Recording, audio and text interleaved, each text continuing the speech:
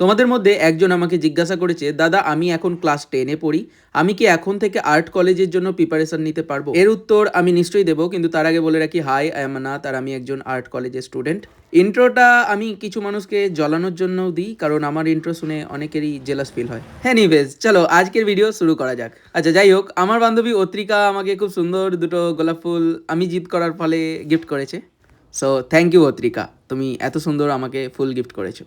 আচ্ছা, যাই হোক, চলো তোমাদের প্রশ্নের উত্তর দিই। যদি প্রিপারেশনের কথা আসে, আমার উত্তর হবে হ্যাঁ, ডেফিনেটলি তুমি নিতে পারো। কিন্তু তার আগে কয়েকটা জিনিস একটু যাচাই করে নাও। তুমি কি সত্যি আর্ট কলেজ থেকে পড়াশোনা করতে চাও?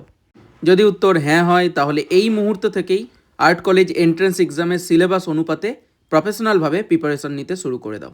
আর তোমরা সকলেই জানো, আমার আর্ট কলেজ এন্ট্রান্স এক্সামের প্রিপারেশনের ব্যাচ অলরেডি শুরু হয়ে গেছে। তোমরা যদি প্রিপারেশন নিতে চাও, তাহলে অবশ্যই এই নিচে দেওয়া নাম্বারে কন্ট্যাক্ট করে নিও। আর আজকের জন্য এটুকুই, দেখা হচ্ছে পরবর্তী ব্লগে।